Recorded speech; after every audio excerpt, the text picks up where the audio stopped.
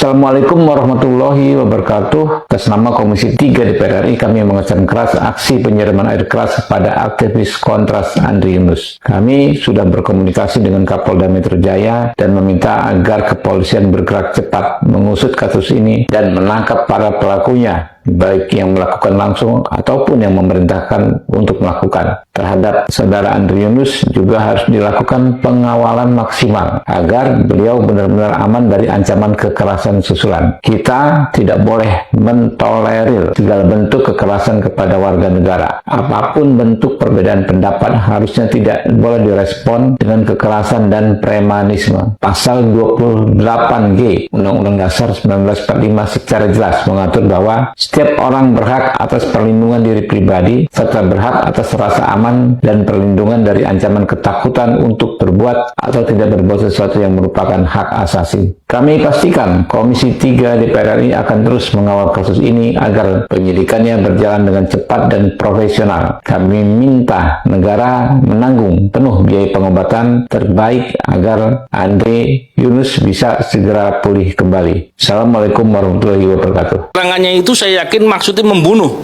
Kenapa? Dia pelakunya ini menyiram air keras di area muka. Kalau area muka itu kena air keras, kemungkinan besar gagal nafas dan bisa meninggal orang. Paling tidak, pelaku ini menghendaki cacat permanen. Begitu jahatnya pelaku ini. Saya ingin menggambarkan bahwa ini kejahatan yang sangat serius dan biadab. Yang diserang adalah orang baik. Dia kritis, dia peduli, dia mencintai negaranya. Saya ingin sampaikan bahwa tadi sebelum di sini saya sempat lihat CCTV-nya, kejadiannya. Dari CCTV yang saya perhatikan, saya yakin pelakunya terorganisir. Pelakunya nggak satu motor yang berdua gitu, enggak. Terorganisir. Ada simbol-simbol yang dilakukan di lapangan sehingga ketika menyerang itu begitu terorganisir. Ini suatu yang direncanakan untuk menyerang. Jadi begitu jahatnya mereka ini. Biadab sekali. Pengusutan ini harus dilakukan dengan menyeluruh. Semua orang yang terlibat harus diusut. Aktor intelektualnya harus disentuh, harus dijangkau dan diberikan pertanggungjawaban yang berat. Oleh karena itu, saya juga mendesak kepada Pak Presiden agar memberikan perhatian perkara-perkara ini dan memberikan dukungan kepada Polri untuk bisa mengusut dengan sungguh-sungguh agar semua pelakunya bisa diberikan hukuman yang seberat-berat.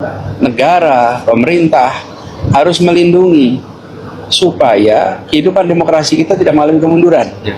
Karena itu negara berkewajiban menuntaskan sampai selesai.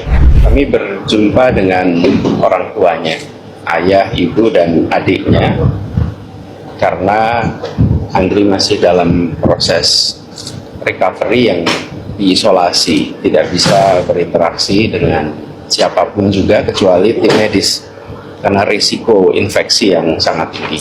Jadi jumpa dengan orang tuanya tadi. Hanya melihat kasus ini, apa sih menurut Mas Anies? Masih ada sebagian yang memandang kritik itu sebagai ancaman. Padahal kritik itu adalah pengawasan. Nah, orang-orang yang memandang kritik sebagai ancaman ini, itu kemudian muncul dalam peristiwa seperti ini. Karena Andri vokal, lalu dia merasakan sekarang ini serangan, dan sederhana sekali. Ini berarti masih ada unsur-unsur di negeri ini yang menganggap kritik itu sebagai ancaman, karena itu ditiadakan. Bukan, ini bukan ancaman, harus ditiadakan. Itu sebabnya kenapa negara, pemerintah harus melindungi supaya kehidupan demokrasi kita tidak mengalami kemunduran. Kami juga menelusuri semua itu.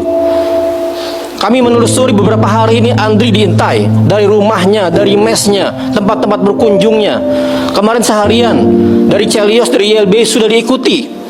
Orang-orangnya jelas, semua terekam CCTV. Jadi kami pun punya hak untuk mengungkapkan ini ke depan. Kalau kemudian kepolisian lambat. Dan kita juga punya akses internasional. Namanya pembela HAM itu dipantau oleh banyak special reporter. Ini menjadi pantauan yang menjadi penting ya, karena Indonesia sekarang menuju situasi di mana semakin ada chilling effect, menakutkan. Serangan kepada aktivis, kepada bahkan influencer ya, semakin terus datang kepada kita. Dan serangan kepada pembela hak asasi manusia, pembela lingkungan, pegiat anti korupsi, dalam rentang 20 tahun terakhir terus meningkat, terus semakin kejam cara-caranya, semakin biadab, ya. Dan teror itu kemudian kalau nggak diungkap sangat lama. Ini Bray, jangan sangkut pautkan video saya ini dengan instansi tertentu ya. Sekali lagi jangan sangkut pautkan itu. Kita lihat kasus yang menimpa Mas Andri Yunus itu jelas-jelas merupakan peristiwa pembungkaman. Kalau dalam teori motif kejahatan salah satunya adalah silence theory, yaitu bagaimana seseorang dilakukan pembungkaman ketika dia menyampaikan kritik ataupun pendapat tentang sesuatu hal yang diperjuangkan, apa yang diadvokasikan oleh Mas Andri Yunus selama ini ternyata dilakukan pembungkaman dengan cara melakukan penyiraman air keras, teror seperti itu. Yang tujuannya apa? Supaya Mas Andri Yunus ini berhenti, tidak lagi mau atau tidak lagi mampu untuk menyuarakan apa yang menjadi advokasinya. Beda lihat apa yang dilakukan oleh Polri selama ini, ya. Polri selama ini dicaci maki, dihina, kemudian disebut sebagai pembunuh, disebut sebagai bandar narkoba, tapi fine-fine aja, ya. Siapapun yang menjadi objek kritik dari masyarakat, dari masyarakat sipil, dari kita semua, kita harus bisa melihat kritik itu secara positif. Ya, kritik itu kan pasti membangun. Kritik yang disampaikan dengan solusi-solusi yang lebih baik itu harus kita pedomani, kita harus pedulikan, kita harus lihat.